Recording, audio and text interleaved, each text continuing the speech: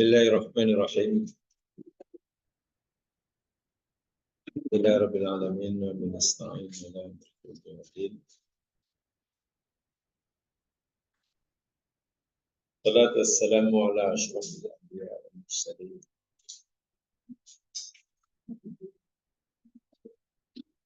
Ala alihi wa ashabihi wa atba'ihi ila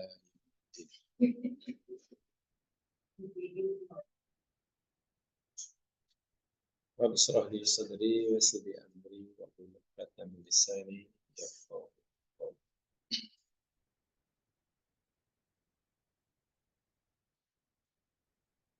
Insyaallah kita teruskan kajian kita surat Al-Falaq.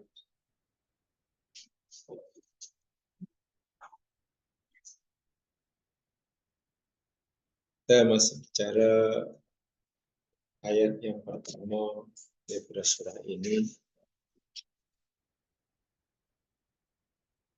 Dan hari ini kita akan kaji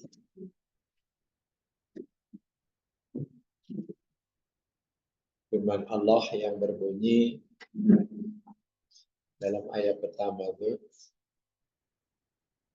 La tukhrijuhunna min buyutihinna wa la yakhrujna illa ayatina bifahishatin mubayyinah. Lihat, ini yang kita nak pelajari, keratan firman Allah, wala la tukhrijuhunna min buyutihinna wala yakhrujna illa ayatina bifahishatin mubayyinah. Ada? Masih ayat pertama, belum ayat 10.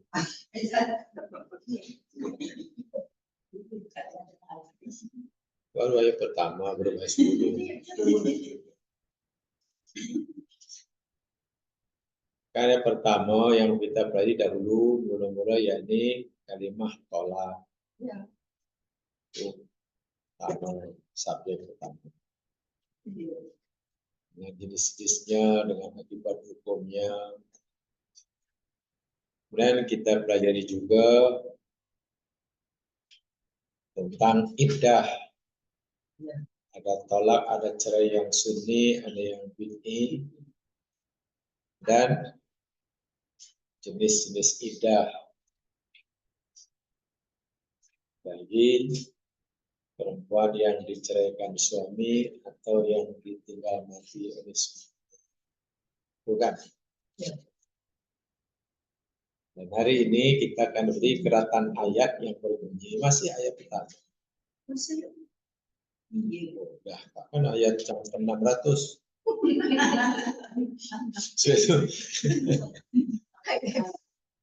Saya itu tengok ayatnya. Kita akan pelajari surat Tolak.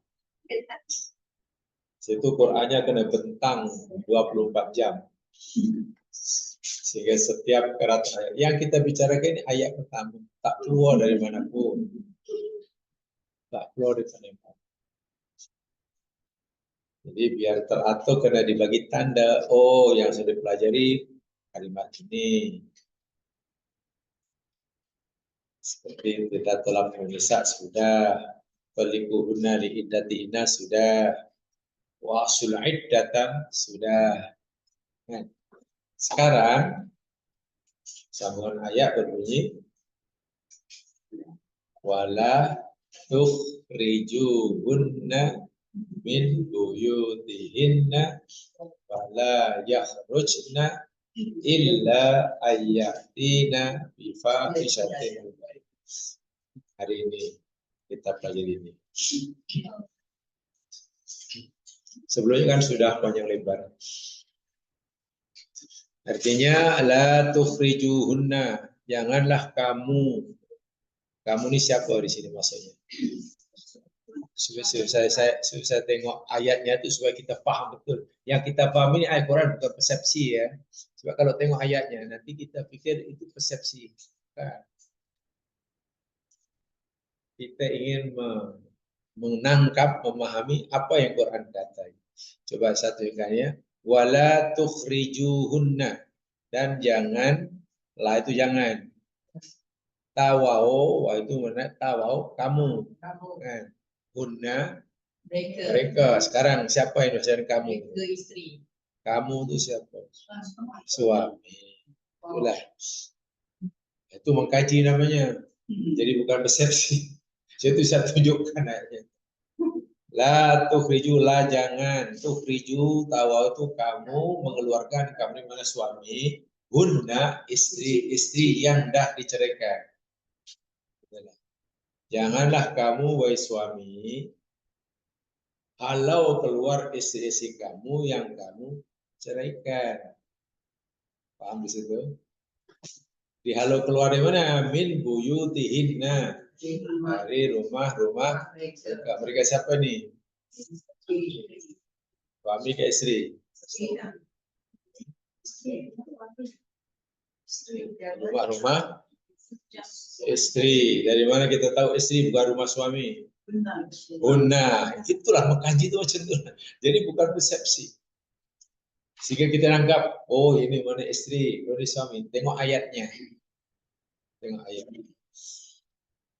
Wala yakhrujna, dan jangan, lah itu jangan ada ya depan, nun belakang. Siapa itu? Mereka. Dan jangan mereka keluar. Mereka siapa nih? Istri. Bagi poin-poin itu. Bagi ai yang tadi la tukhrijuhunna, wa itu s. Guna itu ai. Jadi tahu nanti. S itu suami dia. Min buyutihina, dari rumah mereka, bagi ai, istri. Wala yakhrujna, dan jangan mereka keluar. Mereka istri. Illa, kecuali ayatina yanun. Macam tadi, macam depan tadi, macam yanun dalam yakhrujna tadi. Mereka istri. Itulah.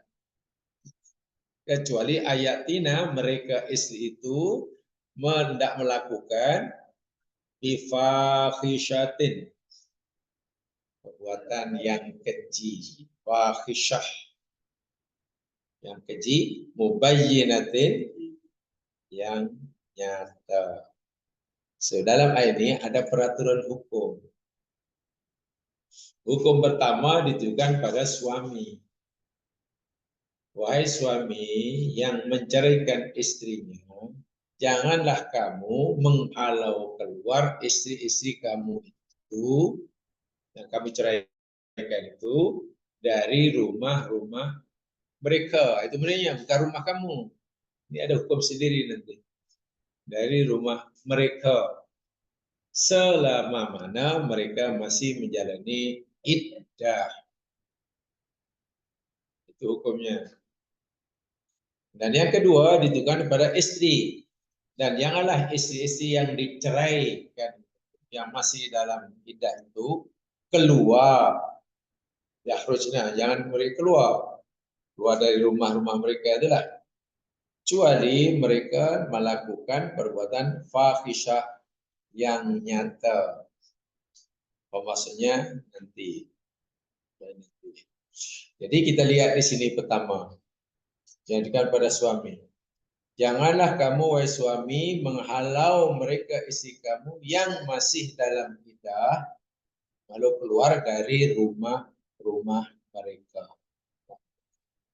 Ini bermakna, pertama boleh kita ambil secara mudah tanpa ulasan panjang. Istri yang diceraikan oleh suami, dan masih menjalani iddah, tapi cerai di sini seperti mana kita pelajari minggu lepas, ada namanya talak dan tolak.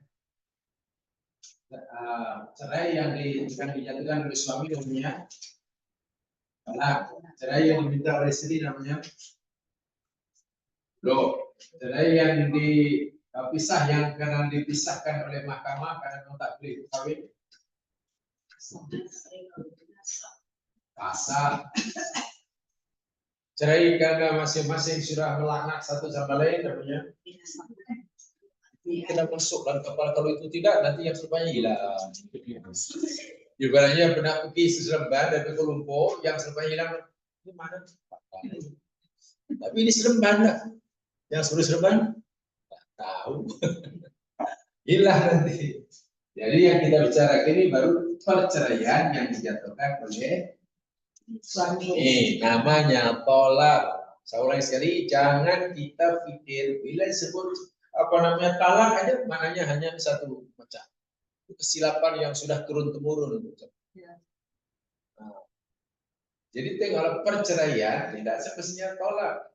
Perceraian boleh jadi tolak, boleh hulu, boleh jadi fasa, boleh jadi lihat. Cerai maknanya putus. Ikatan kan. So, ikatan selama ini orang paham bila cerai dia talak, cerai talak, talak, cerai talak. Ya, susah lah kalau paham macam itu. Nah, untuk meyakinkan lagi, tolak yakni perceraian yang dijatuhkan oleh suami, karena ini mana hak suami lah, berpunca daripada kesalahan istri. Betul. Kalau hulu yakni perceraian yang diminta oleh istri berpunca daripada suami. Ya, suami. Kan macam itu. Fasah yakni perceraian, perpisahan, apa batalan, apa pernikahan. Karena ya, karena perceraian itu dianggap tidak sah, mungkin karena kawin dengan mahram, kan itu teman. Jadi tak ada siapa yang menceraikan, suami pun tak menceraikan, istri pun tidak minta cerai, tapi terpisah secara otomatis. Tak boleh nikah, memang tak boleh kawin. Adik beradik tak boleh kawin. Itu namanya fasa. Fasa itu namanya padam, hapus, dan lima. Nah, dalam tolak, dalam ini kan situ tentang idah. Janganlah kamu wahai suami menghalau keluar istri kamu yang kan selagi masih dalam idah dari umur nikahnya. Jadi tolak itu dari segi idah dan sekalian, dari segi ada atau tiada idah, ada namanya tolak roj'i. Dulu pernah saya sampaikan. Roj'i mana tolak yang boleh dirujuk. Suami ada hak untuk merujuk. Yang keduanya nama tolak bain. Tolak bain yakni tolak yang suami dah tak ada hak untuk merujuk. Baik, dari segi idah, tolak roj'i ada idah atau tidak? Perempuan yang ditalak roj'i ada idah atau tidak? Ada. Tolak bain, istri ada idah tidak? Ada idah atau tidak tolak bain? Tolak bain. Tolak bain tolak yang tak boleh dirujuk kan? Nah, istri ada apa kewajiban untuk idah atau tidak? Ada atau tidak? Ada. Tak ada. Kalau tak ada, mana begitu talak bain terus boleh. Saat ini talak terus boleh. Ada kan? So tolak ada idahnya. Jadi tolak dilihat dan ditinjau dari ada atau tiadanya idah. Idah ada dua ini. Dikaitkan dengan idah ada roj'i, ada bain. Roj'i yakni tolak yang suami ada hak untuk merujuk istrinya selagi masih dalam idah. Bila habis idah tak boleh rujuk, kena kawin semula. Sementara tolak bain, ya, suami tidak lagi punya hak untuk rujuk, walaupun masih dalam idah. Ya, tolak satu boleh rujuk. Tolak satu. Boleh. Rujuk tolak satu. Yang mana? Tolak satu. Tolak satu. Hak suami untuk hak yang Allah berikan kepada suami untuk apa talak ada berapa kali? 4 atau 5? Hak yang Allah berikan kepada suami, hak talak yang Allah berikan kepada suami berapa kali? Tidak ada berapa secara umum dahulu. Ada 3 kali.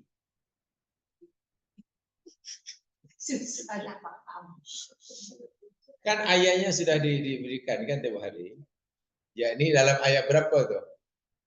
Terus saya kata suruh quotekan ayat tuh karena memang gitu. Kalau dengar tak jadi, garanti lah. Ya paling-paling ingat semenit 2 lah, itu hilang. Kan ayat telah diberikan tempoh hari, yakni talak yang boleh rujuk, ya atau hak talak yang Allah berikan pada suami itu ada 3 kali. Talak pertama, atau suami talak pertama, boleh ada hak suami boleh rujuk bila istrinya masih dalam iddah? Boleh. Kemudian rujuk dah jadi suami istri lagi. Dah sah lah. 2-3 bulan entah macam mana talak lagi. Mana talak yang kedua. Suami ada hak boleh rujuk? Boleh selagi isteri masih dalam iddah. Dah jadi suami isteri yang harmoni lagi. Bahkan pergi raya ke sana sini. Nah, pergi melancong. Balik melancong talak lagi. Tak tahu apa puncanya. 3 kali kan? Bila 3 kali, suami ada hak untuk rujuk atau tidak? Tidak. Walaupun istrinya masih dalam. Paham di situ? Paham di situ? Jadi kalau itu talak roj'i, talak yang berapa kali itu? 3 kali. Roj'i maknanya rujuk, boleh rujuk. Hanya 2. Begitu suami mentalak istrinya, kali yang ketiga disebut talak ba'in. Itulah. Talak ba'in maknanya suami tidak ada hak untuk rujuk walaupun istri masih dalam ikat jari je dah. Rujuk tak boleh. Nah, kemudian dah faham sampai sini faham ya? Sekarang bab ini ada 2. Namanya ba'in sugro. Yang kedua namanya ba'in kubro. Ba'in sugro maknanya ba'in apa sugro? Kecil. Yang kubro besar. Ba'in sugro yakni itu tadi istri ditalak 3 kali. Ba'in itu kekal maknanya sekarang ya. Kalau roti kan boleh rujuk. Ditalak 3 kali, suami sudah tidak boleh lagi rujuk walaupun istri dalam iddah. Habis iddah boleh tak nanti nak nikah sekolah? Boleh. Iyalah kawin, kan saya kawin bukan rujuk. Rujuk itu yakni suami istri yang bercerai itu jadi suami istri yang sah tanpa ijab qabul, tanpa wali. Ya anda merujukkan masih apa? Suami istri. Tapi kalau sudah ba'in maknanya ikatan itu sudah putus. Suami tak ada hak untuk rujuk walaupun istri masih dalam iddah. Tapi kalau sudah habis iddah, istri yang dicatat 3 kali tadi, bolehlah suami datang lagi minang dulu. Jadi kami datang nih, saya dengar di sini ada bunga. Walaupun bunga itu pernah dipetik orang, jadi sebenarnya sekarang ini ada yang, oh tak ada lagi. Boleh tak kami? Ya macam itulah proses dia. Itu namanya ba'in sugro. Oke, itu ba'in sugro itu. Siapa kata rujuk? Memang rujuk belum paham ya. Rujuk dengan nikah semula serupa ke sama? jamaah perempuan. Rujuk dengan nikah. Ya sama. Itu biasanya sama dengan karipap dengan putu mayang. Rujuk itu suami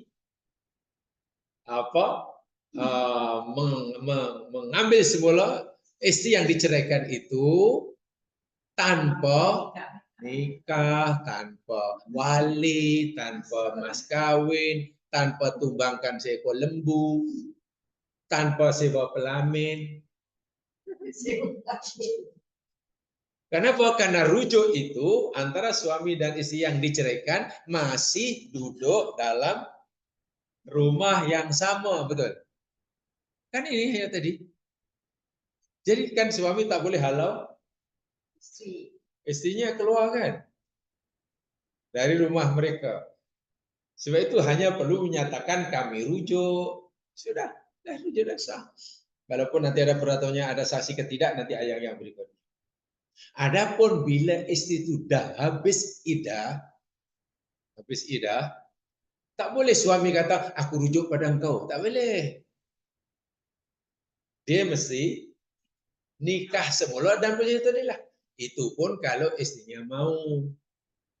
Itu pun kalau ada ya walinya, ada saksinya, ada mas kawinnya. Paham di situ? Jadi rujuk jangan difahami nikah dan nikah jangan difahami rujuk. Walaupun rujuk itu maknanya mengikat semula tali perkawinan. Nikah pun mengikat tali perkawinan. Jadi biasanya apa kayaknya? Rujuk dengan nikah. Ini rujuk. Ini nikah. Rujuk sudah habis kita. Baik, rujuk di zaman sekarang ini akad ya, apa namanya? Ikatan perkawinan apa namanya? Tali ikat. Akadnya ada. Akdun nikah. Akdun nikah ini maknanya akad nikah bahasa Melayu, tapi maksud akdun itu ikatan. Tali yang tersimpul itu apa? Akdun lah. Sehingga dalam agama istilah akidah. Akidah itu berkalimat. Akidah itu makna harfiahnya yakni tali yang disimpul mati. Tali disimpul mati, mana tak putus. Jadi kalau akdu nikah maknanya antara suami dan istri itu ada tali ikatan yang disimpul mati. Kan? Bila orang itu cerai, tali itu belum putus tapi hanya renggang. Ini renggang. Ya, kalau orang ceraikan istri dan istri masih dalam iddah, tali itu tidak putus tapi hanya sini renggang. Paham? Sebab itu istri atau suami boleh rujuk. Dan rujuk hanya ya belum putus ya. Diketatkan semula aja lah dia punya tali itu istilahnya. Berbeda dengan nikah. Nikah itu antara suami lelaki dan perempuan asalnya tidak ada apa-apa hubungan. Lelaki, B perempuan, kan? Tak ada apa-apa hubungan. Tali tak ada. Bila sudah diijab kabulkan,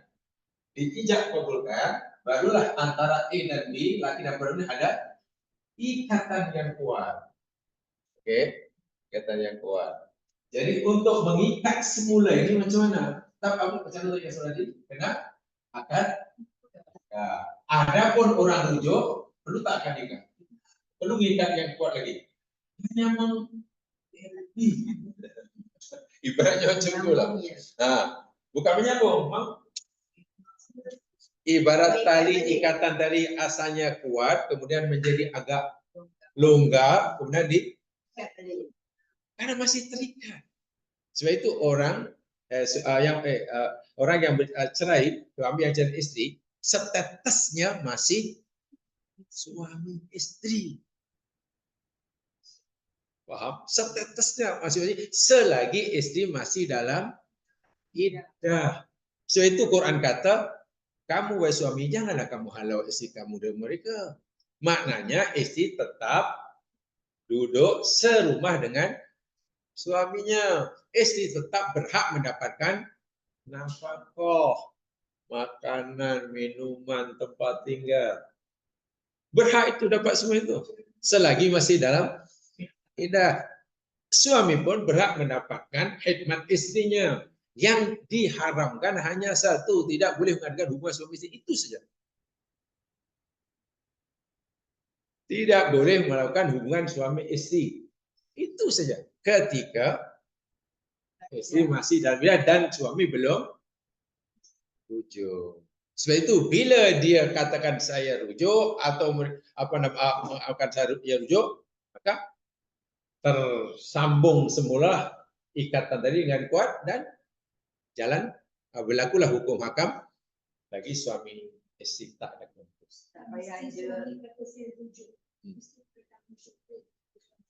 Ya, dengan itu dah rujuk. Tak payah dia saksi-saksi. Ya, nah itu nanti ayat selepasnya. Itu lama berbeza nanti. Ini baru ayat pertama pun belum habis, cuman satu-satu dulu. Nanti ayat belakangnya, iya ayat kedua. Paham di situ? Jadi rujuk jangan dengan nikah. Jadi tak boleh katalah orang cerai hari ini. Setelah setengah tahun, konon bila setengah tahun mana istri habis iddah tu belum? Habis kan? Tiba hanya rujuk. Mana boleh? Tak boleh. Dia kena apa? Nikah semula, akad nikah semula. Karena antara A dan B yang cerai sudah 6 bulan selepasnya lepas itu, dia dah tak ada hubungan dah. Hubungan suami istri dah tak ada, ikatan dah tak ada, hak dan kewajipan nafkah dah tak ada. Jadi tak boleh saya rujuk semula, resah. Dia kena akad semula. Itu yang roj'i, ya. Dan itu boleh Allah berikan hak itu pada suami yang mentalak istrinya talak pertama dan talak kedua selama istri masih dalam. Adapun yang talak 3, 3 kali talak dah. Istri tetap wajib iddah, tetapi walaupun istri masih dalam iddah, suami tak ada hak untuk rujuk. Paham? Yang ketiga itu. Itu namanya talak bain sughra. Suami tidak boleh rujuk istrinya yang ditalak 3 kali walaupun istri masih dalam iddah. Namanya bain sughra, kecil. Nanti apabila istri sudah habis iddahnya, istri yang ditalak 3 itulah habis iddahnya, bolehlah suami nikah, jangan kata rujuk. Karena tali tadi sudah putus, nikah semula, itu pun kalau istrinya setuju. Ya. Nanti dulu. Belum, nanti dulu. Ya, ini sampai sini paham belum? Enggak, sebab yang saya panggil betul-betul saya coba yang teratur. Ibaratnya kita naik tangga 1, 2, 3 macam itulah. Kalau ada 2 kemudian apa yang ke-8 nanti, kacau lah yang 2 tuh. Paham dalam saya itu? Jadi maknanya kena apa? Nikah semula, bukan rujuk. Itu pun dengan syarat tadi katakan mau, setuju. Berbeza dengan roj'i, rujuk. Kalau rujuk itu hak mutlak suami. Istri setuju atau tak setuju tak jadi masalah. Apa sebab? Kenapa tidak perlu persetujuan istri bila suami nak rujuk? Karena dia statusnya masih istri. Hanya untuk ibarat tali yang asalnya kuat tadi, hanya untuk bukan diikat balik, diketatkan semula, belum putus, ketatkan. Paham ya? Yang ini, yang bain kubro kawin itu kena persetujuan. Kalau tak setuju ya jadi. Ya apa tadi? Nanti akan. Masih lagi Yang mana?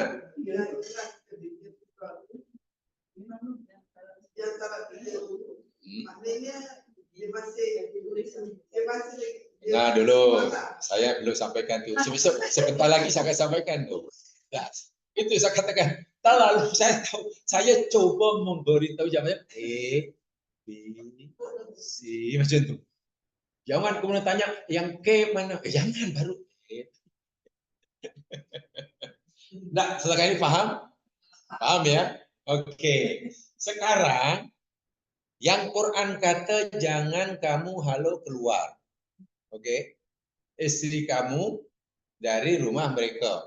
Dan mereka istri jangan keluar. Ini istri yang diceraikan kan? Ini yakni berlaku bagi istri-istri yang menjalani iddah talak roj'i. Talak roj'i. Mana talak yang suami ada hak untuk. Adapun istri yang diceraikan 3 kali, walaupun masih dalam iddah, saya ulangi, statusnya istri tadi masih suami istri atau bukan dengan suami? Talak 3 statusnya. Istri yang ditalak 3 kali. Itu statusnya masih suami istri atau dengan suami tadi? Tali tadi renggang atau udah putus? Saya gitu aja lah. Walaupun masih dalam iddah. Ini masih dalam iddah nih. Putus. Dari mana kita tahu dia putus? Bukan renggang. Ya dari mana kita tahu? Tak boleh rujuk. Betul, itulah jawaban itu yang saya mau. Bila tak ada hak untuk rujuk, maknanya tali itu sudah putus. Sebab itu status istri bagi suami tadi bukan lagi suami istri. Karena bukan lagi suami istri, maka dia tidak boleh duduk satu rumah. Tidak satu rumah, paham? Karena itu saya katakan nanti satu-satu. Saya katakan tadi kalau roj'i setelah masih suami istri. Istri berhak mendapatkan haknya, nafkah, bla bla bla bla. Suami pun demikian juga ada hak. Tapi bila sudah bain, maknanya suami tak ada hak untuk rujuk. Bila tak ada hak rujuk, maknanya suami dan istri itu bukan lagi suami.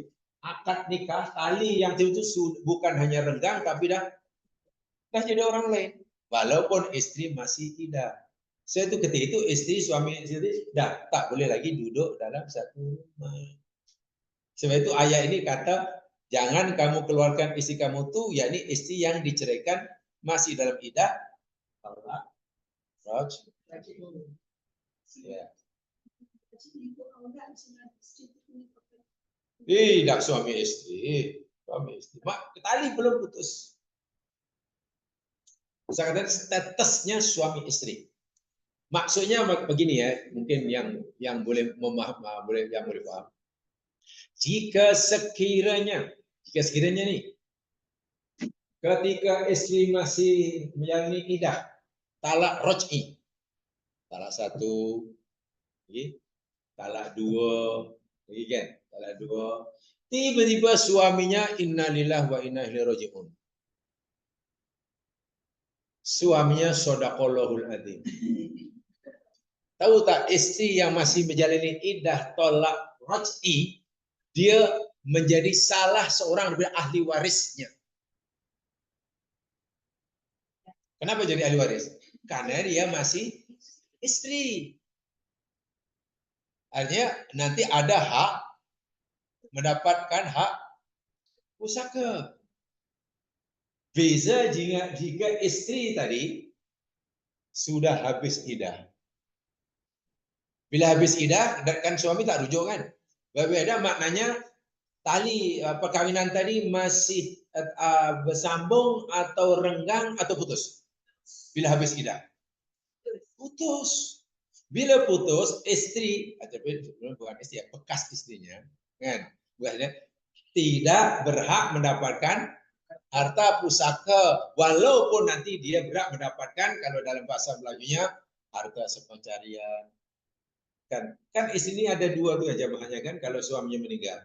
1 sebagai ahli waris. Kan ahli waris orang yang meninggal, katalah saya meninggal. Yang jadi ahli waris saya yang paling dekat anak saya. Anak saya itu tidak ada sesiapa yang boleh menghalanginya. Kedua, yakni istri saya. Itu tak ada siapa yang boleh menafikannya. Ketiga, kalau masih adalah orang tua saya. 3 orang ini ahli waris yang tidak ada sesiapa yang boleh membatalkannya. Saya meninggal, ada anak, ada istri, ada mak bapak. Ketiganya pasti mendapat. Tidak ada yang menafikan.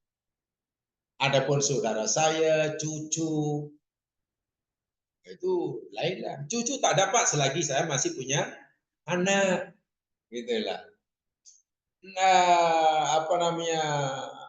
Apa ayah atau saya tak dapat selagi saya masih punya bapak. Adik beradik saya tidak dapat karena saya masih punya 3 orang ini. Ada anak. Jadi katalah orang itu meninggal, istri masih menjalani iddah talak roj'i. Istri statusnya ada 2. Pertama sebagai ahli waris, jadi ada hak pusaka.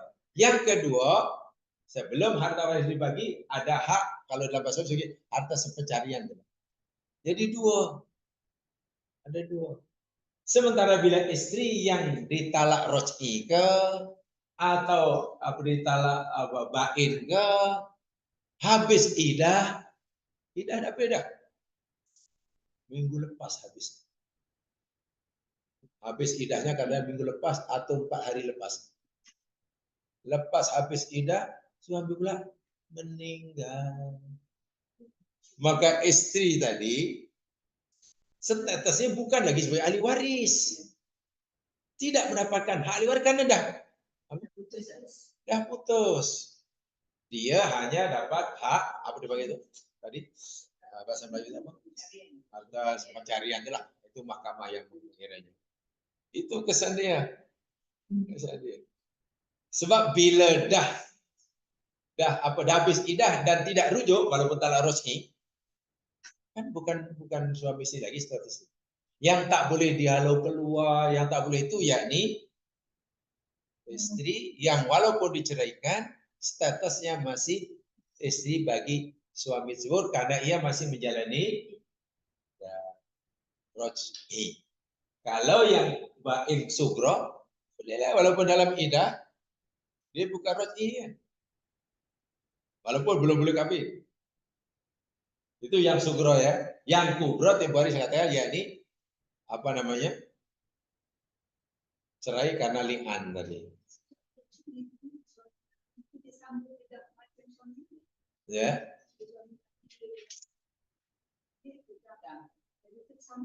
Kalau dia masih belum habis iddah roj'inya. Tapi kalau sudah habis iddahnya berkata para 3 kali sucian. Iddahnya berapa umpamanya? Iddahnya yakni 3 bulan katalah. Perempat erosi tadi kan. Habis 3 bulan, 10 hari selepas 3 bulan meninggal pula suaminya. Jadi waktu itu si perempuan tadi menjalani iddah apa tuh? Tak ada iddahnya, iddah mati apa dia bukan suami istri. Enggak paham tak maksud saya. Nah iddah apa? Saya iddah suami saya meninggal. Suami mana? Itu bukan suami awak. Awak dah habis iddah, mana putus. Paham di situ? Lainlah kalau umpamanya 2 hari sebelum habis iddah, suami meninggal, maka istri. Nah, jadi bila satu hari sebelum meninggal, apa namanya 1 hari sebelum habis iddah dia meninggal. Setelahnya masih suami istri kan, tapi 1 hari selepas habis iddah meninggal. Terusnya apa tuh? Data ada lagi kan? Tapi jangan istri adik kan, kenapa lah meninggal sekarang? Kenapa tak semalam? Kalau meninggal semalam kan saya paling tidak dapat lah. 1,8 ini kan. Ini hukum bukan masalah suka tak suka. Nah, adapun yang bain kubro supaya tidak salah paham, bain kubro itu yakni itu tadi perceraian karena li'an lah. Diwari li'an yakni suami tuduh istri zina tak ada apa saksi kan, lalu suami bersumpah rela dilaknat kan jika apa dia bercakap bohong Dan istri pun menafikannya dengan sumpah karena Allah, rela dikutuk oleh Allah jika suaminya benar kan. Bila masing-masing dah melaknat itu, maka suami istri mesti putus, bukan hanya raj'iyah, putus, bain kubro. Kenapa bain kubro? Suami bukan sekarang tak boleh merujuk istrinya walaupun masih dalam iddah. Suami tidak boleh mengawini bekas istrinya walaupun istrinya dah habis, kecuali istri itu kawin dengan orang lain dan orang lain pula dah rukun, dah damai kadang-kadang 1 tahun, tak macam nak cerai. Istri tadi ketika iddah, suami yang kedua tidak merujuknya, habis iddah, suami yang pertama datang lagi bawa bunga ros. Salam perkenalan lagi. Itu boleh. Itu pun ada syarat. Jadi syaratnya 3 ya kalau bain kubro. Pertama, istri tadi mesti telah kawin dengan orang lain. 1. Syarat yang kedua, antara suami dan istri yang kedua ini mesti sudah melakukan hubungan suami istri. Sudah mengadakan hubungan suami istri. Yang ketiga, suami kedua tadi menceraikannya hingga habis iddahnya tidak rujuk. Barulah suami pertama boleh nak kawin kalau mau. Itu namanya kubro. Kubro syaratnya yang sugro 1 aja syaratnya. Tunggu habis iddah. Itu pun kalau perempuan tu mahu. Gitu lah. Yang ros'i tak ada syarat-syarat itu. Terpulang pada suami lah. Mau rujuk sekarang ke besok ke malam ke siang. Tahu biasanya ini. Jadi kalau itu yang ayat kita sebelah ini, wahai suami, jangan kamu halau keluar istri kamu yang kamu ceraikan itu dari rumah mereka. Mana istri mana yang suami tak boleh halau ini? Talak raj'i. Ya. Karena talak raj'i, kenapa istri tak boleh halau keluar? Karena tadi perempuan tadi statusnya masih istri kepada suami tadi. Hanya ikatan perkawinan itu asalnya ketat, jadi longgar sikit saja. Bila rujuk, mana ketatkan balik. Kalau sudah habis iddah, putus habis. Ikatan itu putus, jadi kena sambung semula. Nak menyambung semula itulah namanya. Dan syaratnya macam itu. Tapi yang bain kubro, itu berat, kena kawin orang lain. Dan kawin orang ini tak boleh diatur ya, boleh direncanakan. Tak boleh suami pertama upah orang. Hai, Ape. Ape. Yang Cina yang marah nih. Ape, tolong kawin. Nih upahnya. Saya bagi awak 1.000. Tapi ingat, jangan sentuh bekas istri saya. Walaupun jadi istri awak. Tapi ingat, hanya dalam 1 bulan. Itu awak ceraikan. Itu haram. Siapa itu pun dilaknat. Yang menyuruh itu pun kena laknat. La'anallahu al-muhallil wal-muhallalah. Itu haram. Walaupun mungkin katalah qadi tak tahu, orang tuanya tak tahu, tak ada siapa yang tahu kecuali hanya 2 laki tadi. Hukumnya dalam pandangan Allah, dia tetap haram dan akan dilaknat. Walaupun mungkin qadi tak tahu, karena tak tahu, ya sudah, kawin semula. Kan kita hanya berhukum kepada yang zahir kan, yang hakikatnya Allah saja yang mengetahui. Boleh sampai sini? Boleh paham ini? Ini bukan ini terus kesimpulan semuanya. So, sekarang ini Allah, saya tengok. Banyak betul ya. Ya contoh kembali kalau jamaah Allah dalam dunia maya ini. Ada perkawinan dianggap macam main-main, menjadi masukkan Facebook hanya untuk dapatkan subscriber, untuk dapat duit daripada TikTok. Apalah.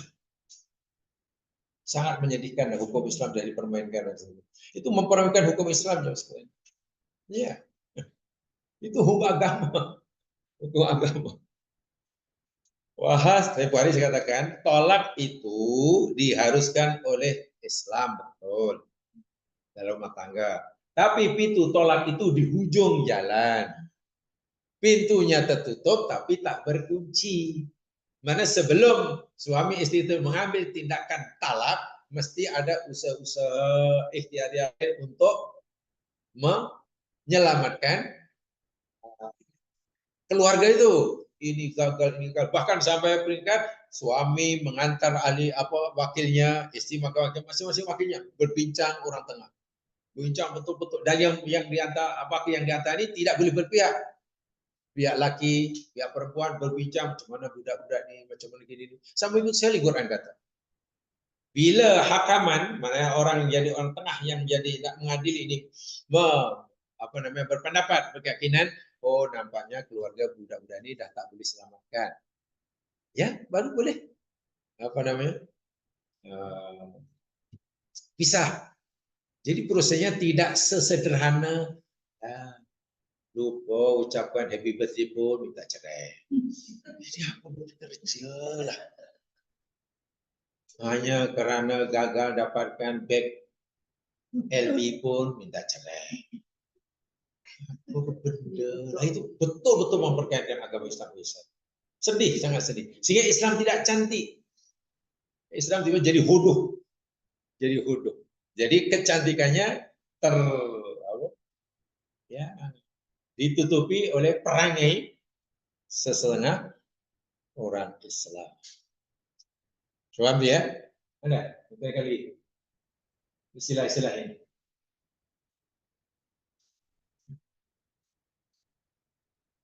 Oke lah, saya yakin paham lah. Karena tak ada yang maknanya saya yakin paham semuanya atau mungkin masih bingung semuanya.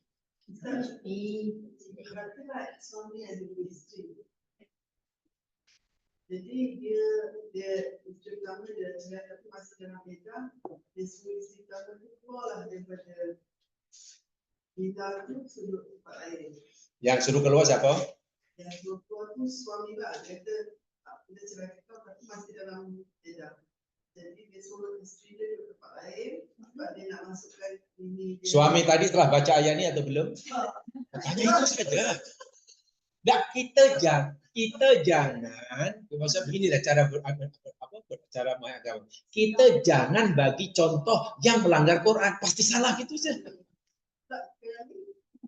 Kita ada cerita dia keluar dia carikan orang lain, jadi sebab itu nak dalam rumah yang kita apa sekali dia mati. So maknanya isteri pertama tu apakah perbuatan manusia yang salah itu boleh membenarkan firman melanggar Allah? Yang benar itu bukan apa perbuatan manusia, yang benar itu apa yang kata Allah. Gitulah. Jadi kayak itu jawabannya senang. Perbuatan itu pasti salah karena melanggar Quran. Walaupun ramai satu kampung melakukannya. Kadang kita memahami begini, benda itu salah atau betul, kadang kita lihat, tapi ramai orang buat, pasti betul. Itu salah dan keliru.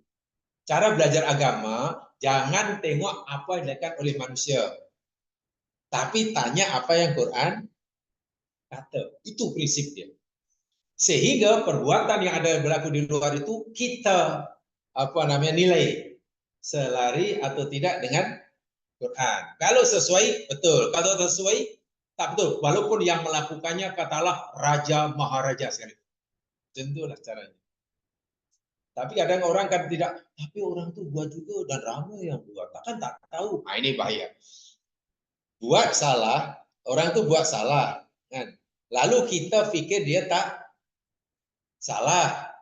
Karena kita pikir dia tak pernah buat salah. Lalu alasan kita takkan salah. Itu cara pikir yang paling tak betul. Bukan begitu caranya. Kalau keadaan yang dia suruh isteri yang keluar rumah itu masalah. Macam mana?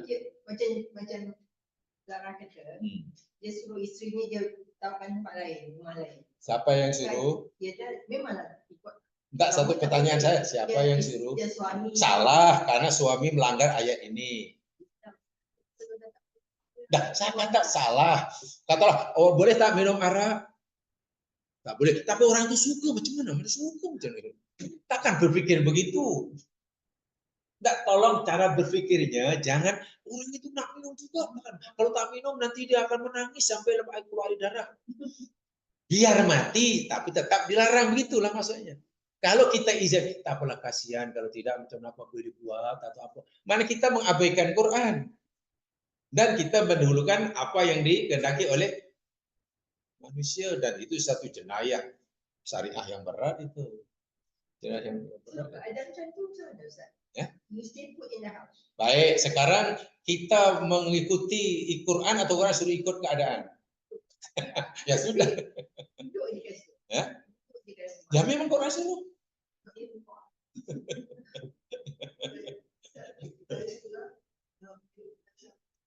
Saya lebih cenderung pada yang waris tu. Jadi kata dalam masa iddah tu, dia suruh isteri dia keluar jalan. Dia tak apa, I check foto bagus, tapi tanya ni nak beri sikit dulu. So, bila dalam pandangan mati tak sesuatu yang terjadi, mati tak dia. Dalam fitnah jadi, isteri yang disuruh keluar tu, dia ada hak menuntut hak dia kan. Pertanyaan saya dari awal ini, jangan kita berpikir yang berbeza dengan Quran, pasti salah. Kan tadi contoh, apa kata dia suami itu suruh istrinya keluar karena nak masukkan istri yang itu pun sudah salah. Kenapa? Cerita tentang waris. Yang pasti amalkan, patuhi dahulu apa kata Quran. Jangan kamu apa kau nanti? Halau keluar istri kamu yang kamu ceraikan itu dari rumah mereka. Quran kata rumah siapa ini? Rumah istri atau rumah suami? Apa hak suami? Lagi sekali jangan berpikir begitu. Cara begitu sudah tidak relevan. Karena kita memaksa apa yang berlaku dalam masalah ini mesti Quran mesti tunduk dengan apa yang berlaku. Wah, sepatutnya yang kita lakukan mesti tunduk pada apa kata Quran kata jangan, ya sudah jangan cari alasan. Ibaratnya tadi lah. Quran kata jangan minum arak. Tapi orang tu nak sangat, kalau tidak nanti akan potong kerat-kerat lidahnya banyak. Bukan begitu cara mainnya. Sekarang ni suami kita mati. Jadi isteri tu dia nak haknya. Boleh tapi yalah kemungkinan yang dihalang-halangan. Pertama, kita pastikan dari betul, B betul, betul lah. Jangan langkah pertama sudah salah, lalu kita ingin membenarkan selepasnya. Nak membetulkan yang salah itu elok di peringkat E. Jangan E salah, B salah, biarkan langkah, biar K baru nak. Itu susah lah. Cara berpikir mesti Islami. Ya.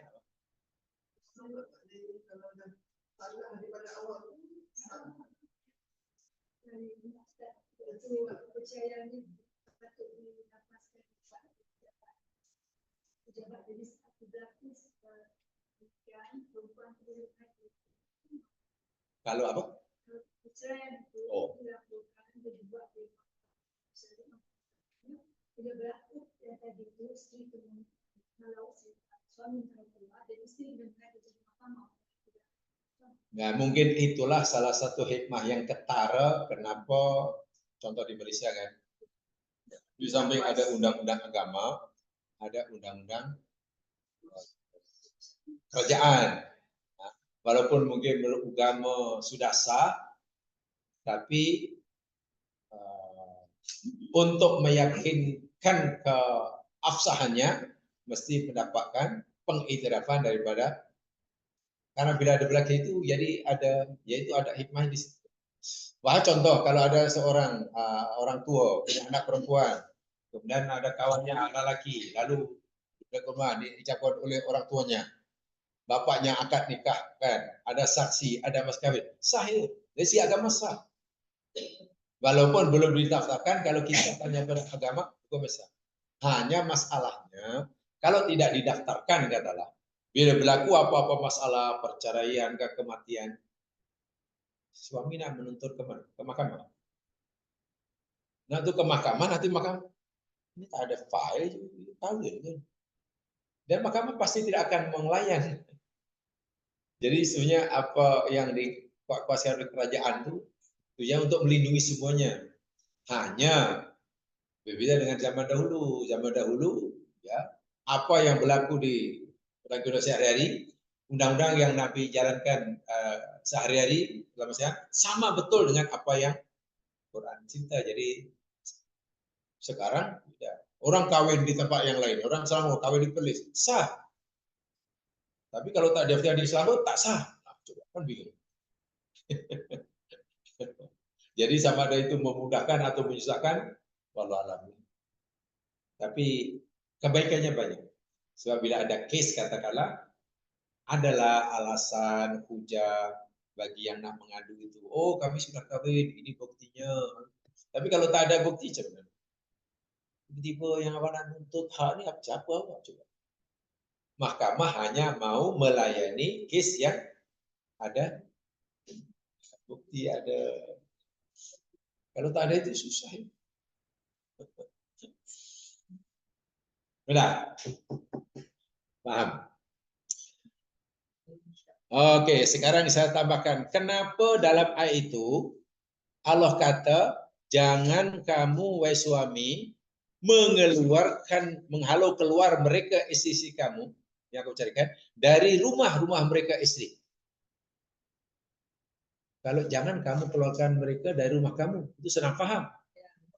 Tapi kenapa? Jangan kamu halau keluar istri kamu dari rumah mereka. Kenapa kalau kata rumah mereka ya? Oke, ikut pandangan orang ramai orang sekarang lah. Walaupun saya tak kata apa namanya betul. Biar rumah yang di mana suami istri tinggal itu rumah siapa bos?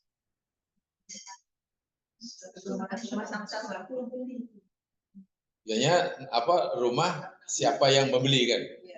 Pemiliknya siapa beli kan? Jadi kalau yang beli itu kata 100% suami lah. Kalau yang beli itu 100% di situ sudah nama dia istri, itu kan? Coba tolong dibetulkan itu. Saya tak kata itu salah. Tapi coba kita lihat Al-Quran.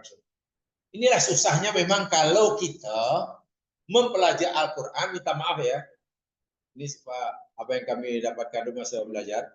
Ini mungkin masalah kita dalam hidup ini. Bila kita mempelajari Al-Quran itu lambat.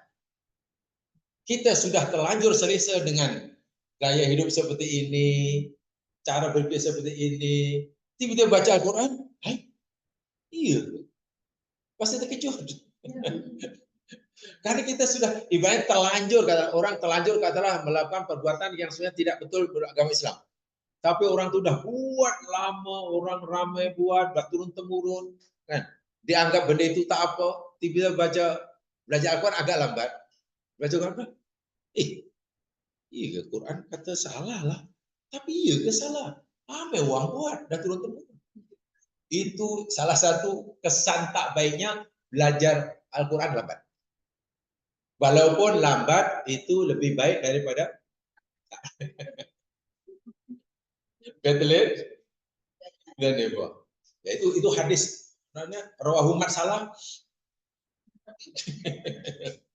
Ya betul, memang lambat oke daripada tidak semestinya. Tapi ada kesan buruknya. Sehingga kita susah hendak mengubah paradigma kita berpikir yang sudah melekat bila ternyata fahaman kita tak sama dengan apa yang Quran hadis itu sangat susah, sangat susah.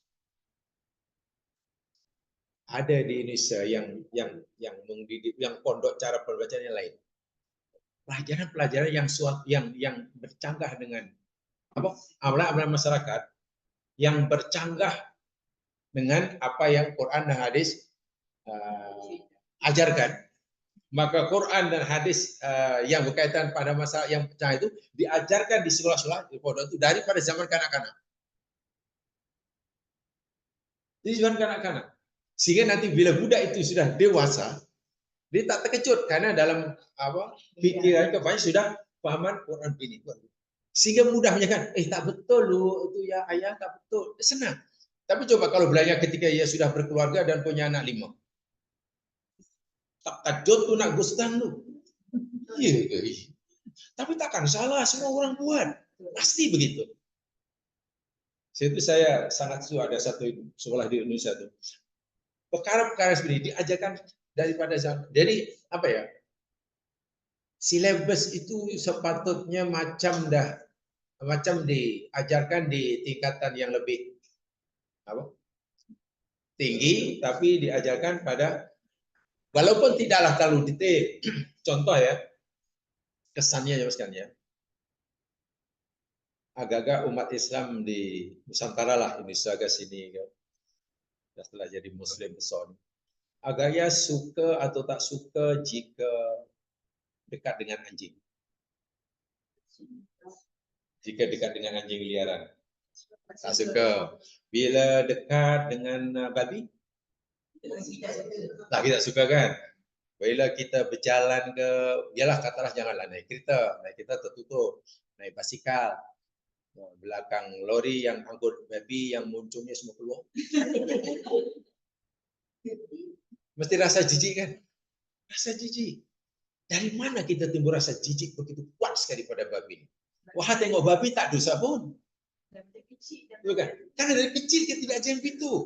Saya ingat daripada sekolah rendah babi, anjing. Jadi minda kita itu sudah tertanam. Ini benda najis, ini benda jadi kotor, keji. Tengok sampai dewasa sama sekarang. Kita mungkin berjalan di depan lori yang kedua itu rasa jadi rasa jijik, rasa ingin menjauhkan diri padanya terlalu sangat kuat kan? Karena sudah ada dalam kepala kita. Tapi masalah roswah tak pernah dikenalkan masih kecil. Sekarang sudah dewasa, sudah jawatan, baru nak belajar roswah. Kirim salam. Kenapa bencinya umat Islam terasa jijiknya umat Islam kepada babi lebih dahsyat dari benci pada roswah? Karena rasa diperkenalkan lambat. Ketika orang sudah ramai yang mewajarkannya, baru diajarkan akhirnya, iya guys, saya ingat. Itu bahayanya belajar kalau tidak ada priority. Tapi kalau yang tahu afdaliyahnya, ini mesti tanamkan masih kecil. Supaya nanti bila dewasa, rasa muak itu sudah ada. Ini rasa dah ibaratnya orang lain kata melentur buluh biar dari rebungnya. Nah, iyalah jadi eloklah. Masih rebung kita lentur bolehlah jadi angka 8. Ini jadi buluh yang keras baru kita lentur. Ada 2 kemungkinan. Pertama buluh itu patah. Kan? Yang kedua karena kuat dia melenting ke muka kita. Dan itu yang berlaku dalam masyarakat kita. Itu memang tidak mudah memahamkan Quran dan hadis, apalagi isi kandungannya bercanggah dengan amalan masyarakat yang sudah mendarah daging. Biasanya pasti akan ditolak. Bahasa kami dahulu memang agak sinikal lah. Itu deh kesan daripada belajar Quran lambat. Kata guru saja. Belajar Quran lambat. Nah, tapi baguslah. Kan lebih baik lambat daripada bisa. Ya contoh ayat ini. Kenapa Allah kata buyutihinna nih? Ya. Pertama, jangan kamu keluarkan, kita tahu hukumnya. Suami dia menghalau keluar, memberi maksud karena istri yang masih dalam iddah yang disebutkan tadi, ta'aruf itu statusnya masih istri. Berhak mendapatkan apa yang berhak diterima oleh istri. Makanan, minuman, tempat tinggal, segalanya lah kasih sayang. Jadi hak dan kewajiban antara suami istri masih berjalan seperti biasa. So itu suami tidak boleh kalau keluar. Hanya melakukan hubungan suami istri saja yang diharamkan. Kecuali ia telah menyatakan rujuk. Itu makna la tukhrijuhunna. Sementara buyutihinna, yakni rumah-rumah mereka, bukan rumah-rumah suami. Artinya Allah menisbahkan kepemilikan rumah yang selama ini ia tinggal bersama suaminya itu bukan hanya dinisbahkan kepemilikan pada suami, tapi kepemilikannya juga pada bahasa mudah. Suami dan istri yang tinggal di rumah yang sama selama jadi suami istri itu punya hak memiliki.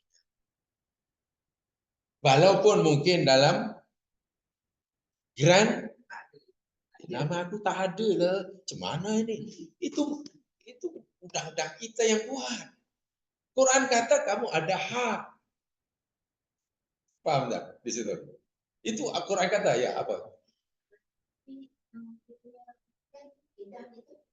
Rumah itu masih rumah dia. Ya. Kalau kita pakai ikan kan, suami tak rujuk. Rumah itu masih rumah dia. Kan tadi dinyatakan bila suami ada hak rujuk atau istri masih dalam iddah rujuk, dia berhak mendapatkan semua hak sebagai istri dan wajib melakukan kewajiban sebagai istri. Suami demikian juga. Bila sudah habis iddah, putuslah. Apa tuh? Putus apa tadi? Tali tadi putus bukan renggang. Bila putus maknanya ada mereka masih suami istri atau bukan? Ya bukan. Ya. Dengar dulu. Bila dah habis suami istri kan, jadi istri sudah habis kan, maka disitulah nanti kan mahkamah akan menentukan tentang apa yang jadi bagian istri, dipanggil harta sempencarian. Tak tahu apa yang dimasukkan dan seberapa banyak kita tidak tahu. Begitu maksudnya. Dan itu mahkamah nanti yang ambil kira-kira, yang mengaudit kira-kira, bukan kita yang audit. Kalau yang mengaudit itu istri, pasti auditnya lain dengan suami. Menurut kamu, wahai istri, berapa harganya hak kamu pada rumah ini? Tuan Hakim, menurut saya ini 75. Kalau untuk saya lah. Suami kata, untuk kamu, menurut kamu, berapa hak istri terhadap rumah kamu? Kalau menurut saya, Hakim, 5% saja. Tengok bergantung siapa yang mengaudit. Yang audit suami. Nah, itu maksudnya. Dan istri waktu itu sudah kehilangan hak untuk mendapatkan makanan, minuman, nafkah lah. Habis. Putus apabila sudah habis. Tidak. Dan tak rujuk. Bahkan tadi saya katakan, bila suami meninggal ketika suami dah habis iddahnya, dia terkeluar daripada senarai ahli pesan dia. Tapi kalau masih dalam iddah dan pasti 100% dia. Apa? Sebagai istri yang sah. Sebab itu tak boleh dipinang orang. Tak boleh coba nak main tak boleh lah play Tribut tak boleh. Itu bahasa Inggris tapi Mak Saleh tak faham. Tak boleh play Tribut tak boleh.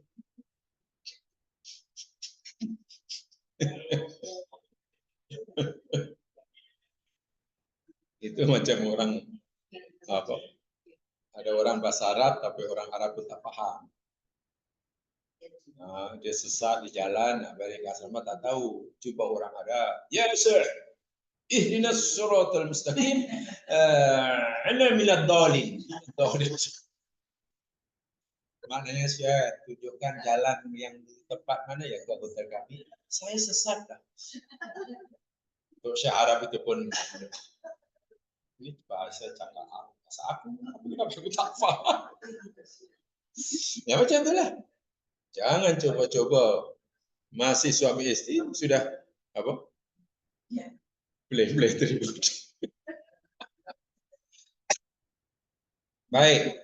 Kenapa Allah kata rumah mereka istri? Betulkah istri ada hak terhadap apa yang dimiliki oleh suami? Kan begitu kan? Kan dalam ketah itu suami, nama suami. Tapi kenapa Allah kata rumah istri mereka?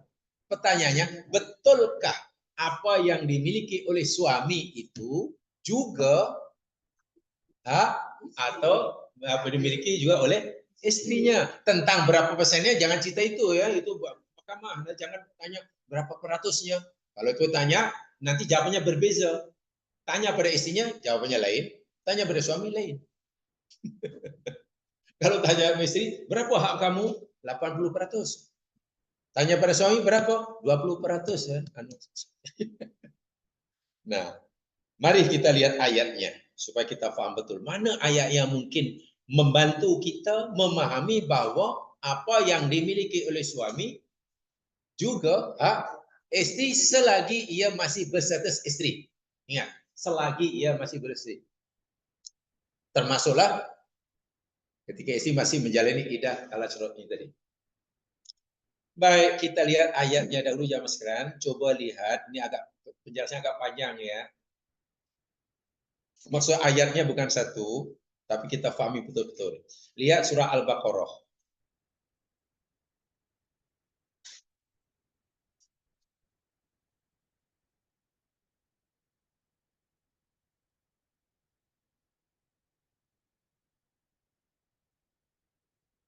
Di dalam surah Al-Baqarah ayat 35. 35.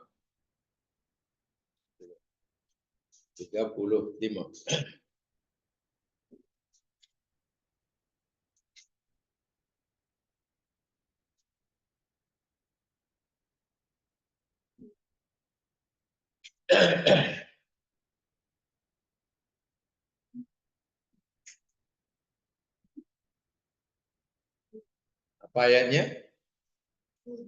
A'udzu billahi minasy syaithanir rajim. Wa qulna ya Adam uskun anta wa zaujukal jannata wa kula minha ragadan haitsu syi'tuma wa la taqraba hadhihi syajarata fatakuna minaz zalimin. Ini kena tahu grammar Arab ya, tapi kalau tahu tak apa saya tahu. Tengok aja Al-Qur'annya. Tolong tengok Al-Qur'annya karena saya nak tunjukkan kalimat tersebut. Bukan dengar, kalau dengar tak jadi. Tengok Al-Qur'annya. Wa qulna, dan kami berfirman. Allah kan. Ya Adam, wahai Adam. Uskun, tinggallah engkau, anta engkau, wa zaujuka, dan istri atau pasangan engkau, al-jannata, surga. Pertanyaan saya, berapa orang yang Allah berfirman ini? Kitab Allah ini Allah tujuan pada berapa orang dalam ayat ini? Allah sedang bercakap atau menyatakan kitabnya ini kepada berapa orang dalam ayat ini? 2 orang. 1 Adam, 2 ingat 2 orang. Jadi yang disuruh oleh Allah tinggal di surga berapa orang? 2 orang. Oke. Ayat berikutnya, wa kula minha, dan makanlah. Tengok, tolong bagi tanda alif tuh. Kula ada alif kan? Alif itu bawa makna 2. Nah, itulah pentingnya tata bahasa Arab tuh. Kalau kul, makanlah engkau seorang. Kalau 2 orang yang disuruh, kula. Kalau yang disuruh ramai, kulu. Ini pentingnya bahasa Arab. Tanpa itu kita tidak mampu memahami Al-Quran. Jadi wakula, dan makanlah engkau berdua. Dari mana kita tahu berdua tuh? Alif. Tanda alif tuh kalau betul beri dakwat merah itu. Minha, darinya surga, rogodan haitsu syi'tuma, dengan sepuas-puasnya. Rogodan itu puas-puasnya.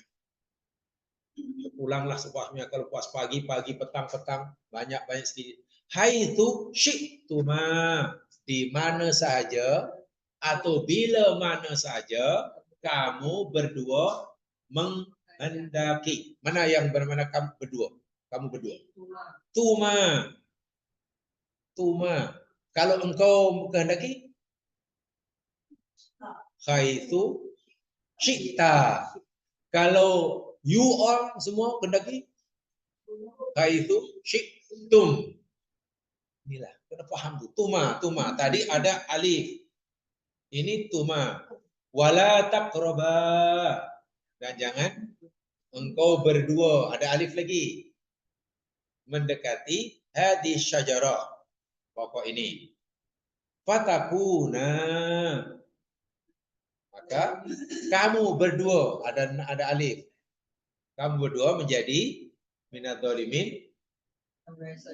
Ringkas kata, ayat ini Allah cerita Allah sedang bercakap dengan dua orang. Adam dan pasangannya. Yang disuruh menikmati nikmat surga berapa orang? Dua orang. Yang disuruh menikmatinya hingga puas bila-bila masa berapa orang? Wow. Yang dilarang oleh Allah untuk mendekati pokok larangan berapa? Yang Allah nyatakan dia akan dimasukkan dalam golongan yang zalim bila melanggar berapa orang? Betul. Dua-dua ya. Dan kalau kita ditanya mana dua tahu? Sudah tahu ya? Tadi Adam dan pasangannya. Ula ada alif. Tuma, takroba ada alif. Takuna ada alif. Paham gitu ya? Zalimin ramai. Baik, sekarang kita tahu Allah bercakap, Allah memberikan perintah, Allah memberikan larangan, Allah memberikan keizinan kepada dua orang. Dalam ini Adam dan pasangannya, istrinya. Sekarang coba lihat ayat yang ke-117. Surah yang sama.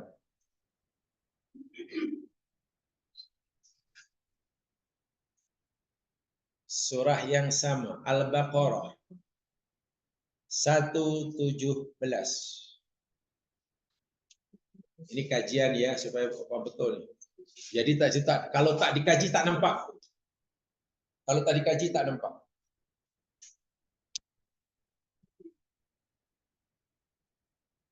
Ada? Sudah? Contoh ayatnya?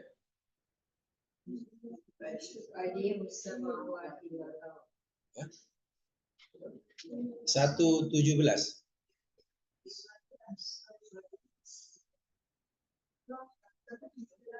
117. Oh, sorry. Bukan surah Al-Baqarah, surah Toha. Toha. Sorry. Bukan Baqarah. Yang Baqarah lain. Toha 117.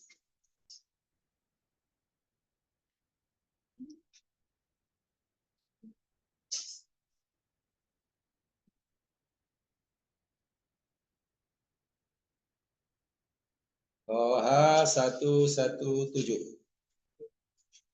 Kita coba. Mana ayatnya? Faqulna ya Adamu inna hadha aduwwun laka wa li zawjika fala yukhrijannakuma minal jannati fatashqa. Faqulna, lalu kami, kata Allah berfirman, ya Adam, wahai Adam, inna hadza, sesungguhnya ini siapa nih? Iblis. Adam, sesungguhnya makhlukku yang satu ini, iblis yang ada depan kamu ini, aduun laka, musuh bagi engkau, wali zaujika, dan bagi istri engkau. Maknanya iblis musuh Adam atau iblis ini musuh Hawa? Kedua-duanya. Ketika Allah memperingatkan bahwa iblis itu musuh yang akan bisa menyesatkan, yakni bagi Adam dan dua orang juga. Dua orang. Perintah tadi dua orang, larangan dua orang. Peringatan bahwa iblis itu musuh bagi dua orang juga. Fala yukhrijannakuma, jangan sekali-kali dia iblis berjaya mengeluarkan kamu berdua. Tengok. Jangan sampai iblis yang licik, yang punya otak kura-kura ini otaknya kura-kura, nanti memperdaya kamu sehingga kamu nanti dikeluarkan atau dihalau, diusir dari surga. Kuma. Sebab, nih menarik nih. Nanti kalau kamu percayalah diperdayakan oleh iblis, sehingga kamu tidak lagi berhak layak duduk di surga. Kamu keluar daripada surga. Apa akibatnya? Allah kata, fatashqa. Betul. Maka bahkan celaka. Saya ingin tanya, tashqa itu yang celaka berapa orang? Berdasarkan, nah inilah pendengaran aku, berapa orang? Tashqa celaka. Yang celaka ini engkau ke, engkau berdua ke, tashqa. Engkau seorang atau engkau berdua? Tadi semua berdua kan tadi kan? Adam dan tinggallah kamu dan pasanganmu di surga, 2 orang. Makanlah kamu berdua, 2 orang. Ikut suka hati kamu berdua, 2 orang. Jangan dekati kamu berdua, 2 lagi. Ingat Adam, iblis ini musuh kamu berdua, 2 lagi. Jangan sekali-kali iblis berjaya menghalau, mengeluarkan kamu berdua dari surga. Ingat ya semua tadi 2 kan? 2. Tapi tiba-tiba di hujung dia fatashqa. Sebab kalau kamu nanti tak lagi di surga karena terpedaya dengan iblis, tashqa. Mana celaka? Ini seorang ke 2 orang? Tashqa. Dari mana kita tahu dan dari mana kita 2 orang? Iya, kalau 2 tashqayani. Ini mudhari' nih. Inilah yang saya kata pentingnya bahasa Arab. Tanpa itu kita tak tahu. Kalau kamu berdua bunyi dia fatashqayani. Macam tajlisu anta, kalau 2 orang tajlisani. Macam takra'u anta takra'u, kalau 2 antuma takra'ani. Anta tashqa antuma tashqayani. Mesti ada alif nun. Jadi kalau itu tashqa maknanya engkau seorang. Bukan kau berdua. Coba kalau kita baca ayat ini dan kita tahu nahwunya, pasti kita ada question mark. Apa ya? Tadi Allah suruh duduk surga 2 orang. Yang disuruh makan nikmati surga 2 orang. Yang dilarang mendekati pokok larangan 2 orang. Yang diingatkan bahwa iblis itu musuh bagi mereka berdua. Yang diingatkan jangan sampai iblis berjaya mengeluarkan mereka berdua. Tapi ketika Allah cerita, nanti bila kamu dah keluar dari surga, engkau seorang celaka dah. Kenapa tadi sebut engkau berdua celaka? Ada keseluruhan atau tak ada? Ada ya? Enggak, kita kena tahu mana yang tak tahu. Kalau kita tak tahu mana yang kita tak tahu, kita susah akan tahu. Kan bingung lagi kan? Syarat untuk kita tahu, sebelumnya kita mesti tak tahu. Ya, syarat untuk kita jadi tahu, kita mesti tahu yang kita tak tahu. Sebab kalau kita tak tahu apa yang tak tahu, jangan harap kita akan tahu sampai bila-bila. Itu kaidah belajar begitu. Jadi ayat ini pasti, ini bagi saya pelik lah. 2 tapi bila dah tak di surga, nanti yang celaka. Tengok, itu ayat selepasnya tengok ya. Innalaka, kenapa Allah kata bila nanti tak di surga yang celaka hanya seorang ya? Mana Adam ke apa istri yang celaka nih? Ayat ini. Adam, suami atau istri? Suami. Innalaka, sesungguhnya engkau wahai Adam, alla taju'a fiha wala ta'ra. Engkau tidak lapar di dalam surga, wala ta'ra, dan tidak telanjang. Maknanya apa itu? Selama di surga ini, Adam, kamu tidak akan kelaparan. Maknanya apa? Cukup makan minum telah tersedia tanpa mencarinya. Kamu tidak akan telanjang, maknanya pakaian dah tersedia, cukup, tidak perlu berusaha mencarinya. Paham? Kemudian wa annaka la tathma'u fiha. Dan engkau tidak akan dahaga di dalam surga. Maknanya Minuman dah tersedia tanpa penat-penat mencarinya.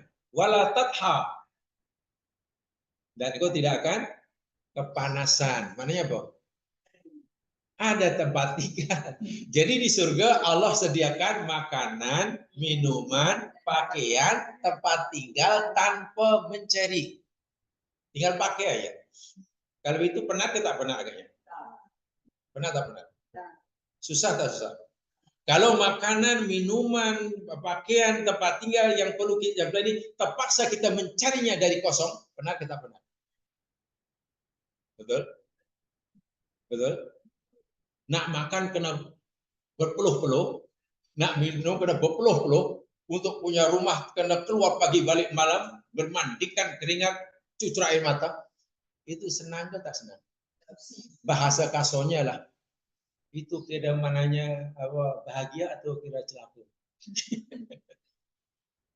Jadi tasko di situ jangan diartikan celaka maknanya celaka yang ini ya. Maknanya susah. Di surga Adam tidak susah karena apa yang diperlukan olehnya dan oleh istrinya dah tersedia tanpa mencari. Nanti bila dah tak di surga, Allah kata, kamu susah dan kamu seorang. Karena kamu perlu mencari keperluan kamu, makanan, minuman, pakaian, tempat tinggal untuk kamu dan untuk istri kamu. Tapi ingat, yang wajib mencari hanya engkau seorang. Istri kamu hanya berhak sehingga apa yang dicari oleh suami, yang dimiliki suami, istri ada. Inilah ayat. Tengok ayatnya luas. Dari awal-awal lagi sebenarnya yang kewajiban memberi, kewajiban mencari, memberi, menanggung, itu dibahu suami. Yaitu apa yang dicari, yang dimiliki oleh suami itu, istri ada hak memilikinya. Walaupun ia tidak ikut sama mencarinya.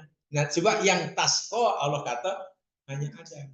Lainlah kalau Allah kata fataskoya nih, makanya ada kedua-duanya kerja.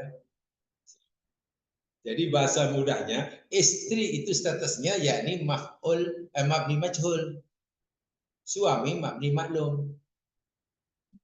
Istri itu di, suami itu me.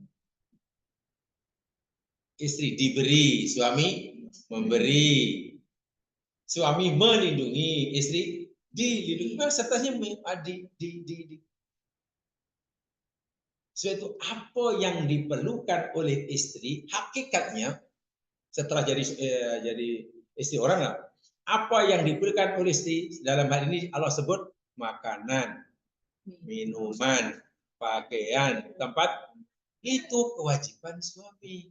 Sehingga apa yang dicari dari suami itu istri ada hak. Sebab itu ketika istri duduk di rumah suami dan suami itu Allah kata jangan kamu halau mereka dari rumah mereka. Itu memberikan bahwa mereka ada hak untuk memilikinya. Tapi kata ikut bekerja, Quran kata baca surat Toha. Nah, coba kalau ayat ini dikaji daripada zaman kanak-kanak. Nanti suami tidak bingung, istri pun tidak terkejut. Tapi bila dipelajari sudah terlanjur, mana boleh? Saya penat-penat, awak duduk rumah aja. Hanya berdandan hari-hari.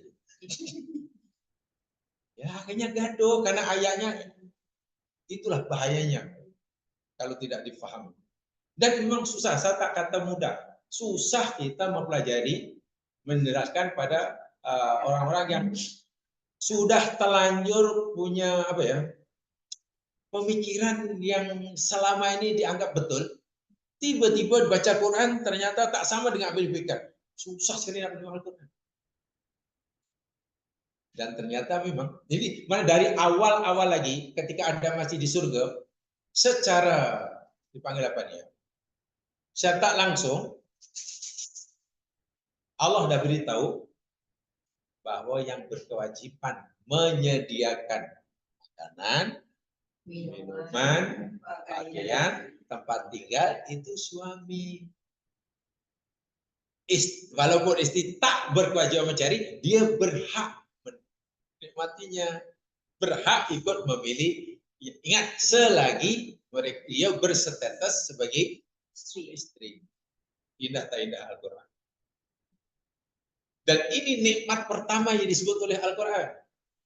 Nikmat Allah yang pertama disebut oleh dalam Al-Quran, bukan nikmat iman, bukan nikmat ini makanan, minuman, pakaian.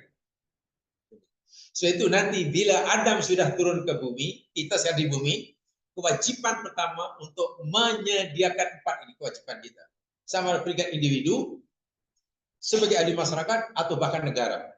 Kalau negara sudah menjamin 4 nikmat ini, kalau bahasa kami sebenarnya 3 ya dulu. Sehingga makan minum ini jadi 1 biasanya kan, takkan hanya makan tak ada minum. Tercocoke pula. Ada minuman tak ada makanan, naik kembung. Jadi makanan minum ini jadi 1 lah. Pakaian dan tempat. Kalau 4 keperluan asas ini, basic need ini kerajaan telah penuhi, insya Allah makmur negara. Makan minuman tak ada yang kurang, cukup semua berzat, tak ada yang kurang vitamin, kurang zat makanan, sehat walafiat. Yang kedua pakaiannya cukup semua. Tempat tinggal, ini yang masalah kan sampai hari ini kan. Tempat tinggal tak cukup ya sekalian. Kalau negara sudah sediakan 3 ini, kalau kami dulu 3 namanya ya ini, bahasa apa namanya Belandanya, sandang, pangan, dan papan. Itu ada bahasa Belanda. Belanda dekat, bukan Belanda jauh. Sandang, pangan, papan. Sandang itu pakaian, pangan itu makanan. Papan maknanya rumah kan. Bila itu telah terpenuhi dalam rumah tangga, insya Allah nak buat ibadah tenang ya buat itu. Tapi kalau rumah tangga itu masih masalah dalam menyediakan makanan yang berzat, yang berkualiti, pakaian tempat tinggal khasnya, ya memang susah. Anak ada 8, rumah bilik hanya 2, mana? Kalau masih budak 3 tahun boleh lah. Tapi kalau anak itu sudah belas tahun, hanya 2 bilik, ada lagi ada perempuan. Kemana agaknya budak-budak yang tidak bujang? Yang rayu-rayu. So itu kewajiban orang tua untuk memastikan berkecukupan 3 ini, termasuk tempat tinggal, itu termasuk fardu ain. Dan usaha mendapatkannya itu adalah ganjaran, itu jihad. Tapi sekarang itu, sampai sekarang, walaupun sudah beberapa tahun merdeka, negeri mana biasanya 3 ini masih belum. Makanan kadang-kadang masih ada yang belum cukup makanan, atau kadang-kadang makanan ala kadar sehingga tak cukup zatnya, sehingga budak-budak Allah IQ-nya rendah, perutnya buncit-buncit, kulitnya gatal-gatal. Minuman kadang masalah mandi masih di sungai, mana coba? Belum lagi tempat tinggalnya yang walah ini nikmat pertama yang Allah sebut. Dan itu kewajiban kaum lelaki dalam rumah tangga lah. Kalau peringkat negara ya kerajaan. Jadi kalau kerajaan tidak tumpu pada 3 ini, jadi tumpu untuk mengekalkan kursi, ya susah lah. Susah, memang susah. Kalau dianggap, walah itu punca masalah. Ingat dahulu, Jawi pernah buat kajian, satu di antara gejala sosial yang meningkat di Kuala Lumpur, satu di antara puncak, bukan satunya, satu di antaranya bahkan itu nomor 1, yakni belum tersedianya tempat tinggal yang mencukupi. Di Kuala Lumpur khasnya, Lembah Kelang. Walaupun diberikan rumah bangsa, rumah ini, tapi anak-anak jadi akhirnya melepak di jalan jadi. Karena di rumah tak ada ketenangan kan, macam mana tenang kalau rumah tak cukup. Jadi di samping suami tadi wajib berusaha bersungguh-sungguh, ya tentu pihak kerajaan memberikan keutamaan. Paham ya? Jadi kenapa ayat ini kata rumah mereka istri? Karena ini alasannya. Quran kata, nanti bila kamu dah di dunia dah, kamu susah, kamu terpaksa mencari sendiri. Istri kamu tak Allah seakan-akan Allah berfirman, aku tak wajibkan istri kamu bekerja untuk menyediakan semuanya. Itu semua di bahu kamu. Sehingga kamu pasti pernah tashkoh di sini. Walaupun istri kamu tidak ikut mencari, tapi mereka ada hak untuk memiliki sama. Indah sungguh. Al-Quran sangat indah. Sehingga adalah satu ungkapan yang walaupun ungkapan itu agak keras dan perlu diperhalusi pemahamannya. Kan ada ucapkan, dia kata istri boleh cakap pada suami. Dia kata apa namanya, yours is mine, mine is mine. Yours is mine is mine. Wah, itu paling suka baru. Tapi memang ada benarnya kalau kita mau belajar secara ilmiah ya, secara ilmiah, bukan persepsi. Kata kita ini sering sekali belajar tuh hanya apa ya? Ya, berdasarkan persepsi, berdasarkan kepentingan diri dibagi hadun nafsi, payah. Dia betul-betul mesti jadikan dalil, fakta, pemahaman yang kuat. Dan itu ada benarnya itu. Bila perempuan kata yours is mine, mine is mine. Your money is my money. Dan apa itu? Selagi masih diikat dengan apa tadi? Tali.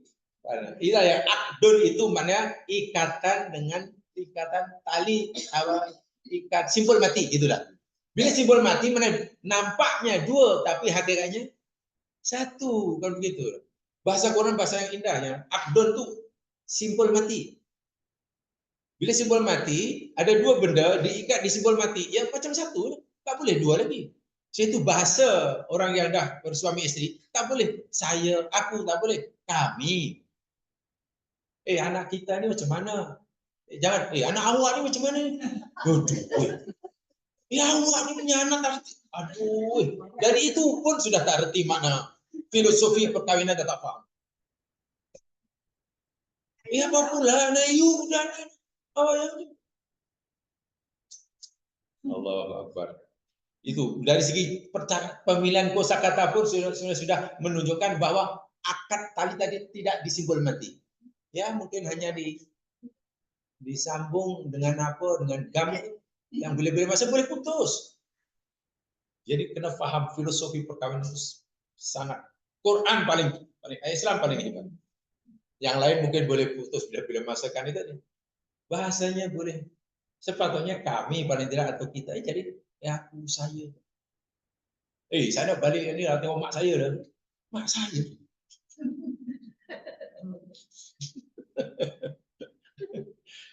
Kan dua makhluk dah diikat jadi satu lah. Ini kita punya, ini tanggung jawab kita. Ini kan bagus kalau semua macam tu. Sehingga dia si suami atau isteri merasa ia hanyalah sebahagian daripada pasangannya. Kan? Jadi dia sendiri sebenarnya tidak boleh hidup berdiri sendiri tanpa pasangannya, kan? Pasangan bahasa Arabnya apa? Nih, pasangan tadi? Zaujun. Makna sebenarnya apa nih zaujun dijelaskan? Pasangan kan? Dan bila sebut zaujun ini mesti ada dua benda yang berbeza sama sekali, bukan sama. Kalau sama bukan pasangan. Laki, bil laki itu bukan pasangan. Itu pasongan. Dia mesti lagi berbeza. Contoh kecil, kita pakai kasut, slipper. Mesti ada kanan, ada. Itu namanya pasangan, sepasang. Baik, semahal manapun harga kasut, cantik manapun, tapi bila hanya ada yang kanan saya kiri tak ada, kita mau pakai atau tidak? Tak pakai, tak ada gunanya. Tapi walaupun harganya RM3, kanan ada, kiri ada, cantik namanya. Nah, itulah pasangan zauj macam itu. Sehingga masing-masing suami istri tidak boleh merasa dirinya paling penting, paling diperlukan, yang lainnya memerlukan. Tak boleh. Tak boleh. Suami kata, aku adalah orang yang pasti kamu perlukan. Istri pun tak, akulah yang kamu perlukan aku. Ya, kiamat lah. Esok pasti kiamat itu. Sepatutnya suami, saya sangat memerlukan Allah. Itu suami kata dengan jujur. Istri pun kata begitu, saya pun amat memerlukan. Kalau orang merasa memerlukan pihak yang lain dan tidak merasa diperlukan, jangan merasa terlalu diperlukan. Kalau merasa diperlukan nanti akan buat yang bukan-bukan. Alah, aku tak balik rumah pun dia pasti tak marah karena dia perlukan aku. Tak ada aku patah kaki dia. Memang kurang ajar lah jadinya. Pasti tak berani tegur aku. Kenapa? Karena dia bergantung hidup dengan aku. Itu merasa diperlukan. Tapi coba kalau merasa itu luar biasa. Itu luar biasa. Dan itu ada dalam Quran tuh. Yang saya itu ada dalilnya Al-Quran, ya mas, bukan kata saya. Tapi kena dipahami dengan betul-betul. Sebab Quran menggunakan bahasa majazi. Majazi mana bahasa kiasan. Ada dalam Quran. Itu ya, boleh ya?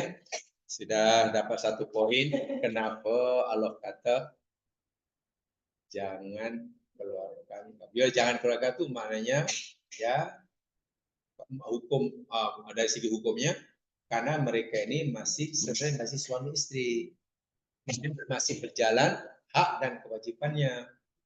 Allah kata dari rumah mereka istri kerana istri ada hak untuk memilikinya walaupun dalam grant itu tak ada nama dia. Tapi lagi sekali selagi mana mereka masih dalam paham ya? Kalau itu dipahami oleh semua mukmin, tenang. Yakin keluarga tenang dan hakim tidak pening kepala.